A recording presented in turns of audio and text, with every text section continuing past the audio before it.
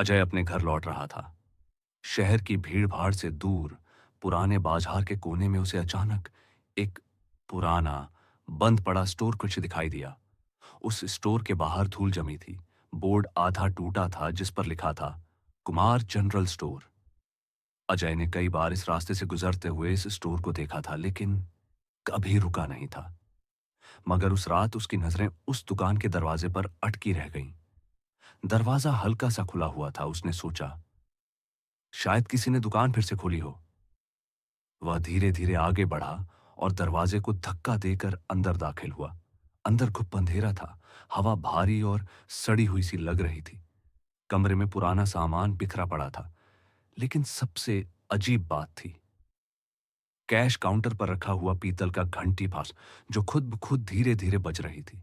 अजय वहीं खड़ा सोच रहा था कि तभी उसे पीछे से आवाज आई, कस्टमर आए हैं, बैठिए। अजय झटके से पलटा।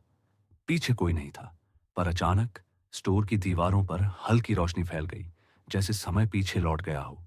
उसे दिखाई दिया कि दुकान एक समय कितनी चमकदार और भरी पूरी थी।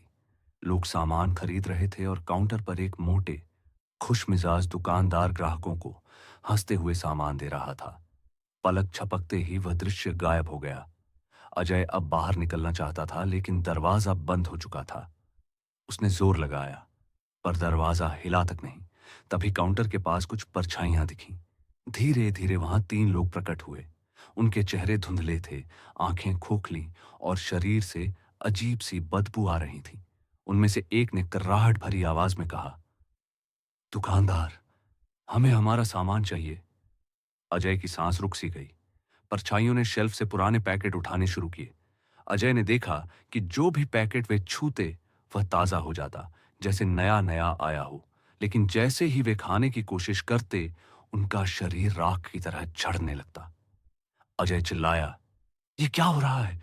तुम लोग कौन हो? एक परछाई ने धीमे स्वर में कहा, हम वो ग्राहक हैं जिन्होंने इस दुकान से मौत खरीदी थी। अजय कांपते हुए बोला, मौत खरीदी? मतलब? तभी दीवार पर फिर वही रोशनी फैली और एक दृश्य उभर आया। उसमें वही दुकानदार दिखाई दिया। कहा जाता है, उस दुकानदार ने काले जादू का सहारा लिया था।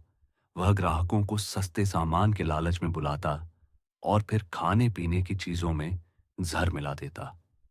लोग धीरे धीरे मर जाते और उनकी आत्माएं इसी स्टोर में कैद हो जाती। कुमार जनरल स्टोर दरअसल एक सिंटो भूतों का अड्डा मरण बन गया था। तभी घंटी फिर से बजी, टिंग टिंग, और काउंटर के पीछे एक आकृति खड़ी हो गई। वह वही मोटा दुकानदार था, मगर अब उसका चेहरा डरावना था। उसने भारी आवाज में कहा, नए ग्राहक, बहुत समय बाद आए हो। अजय घबराकर बोला, मुझे जाने दो। दुकानदार ने अजय को काउंटर पर खींच लिया। शेल्फ से उसने एक पैकेट निकाला और कहा, ये ले, ये बिस्कुट खा ले, फिर तू भी हमारे साथ यहीं रहेगा। अजय ने जोर से सिर हिलाया और पैकेट फेंक दिया। तभी उसे पीछे से किसी ने पकड़ लिया। वे वहीं परछाइयां थीं जो उसे मजबूर करने लगी। अजय ने पूरी ताकत से खुद को छुड़ाया और काउंटर पर रखा घंटी उठाकर जमीन पर दे मारा। घंटी टूटते ही जोरदार धमाका हुआ। पूरा स्टोर हिल गया। दीवारों पर दरारें पड़ गईं और अंदर चीखों की गूंज भर गई। अजय ने देखा कि दरवाजा धीरे धीरे खुलने लगा है।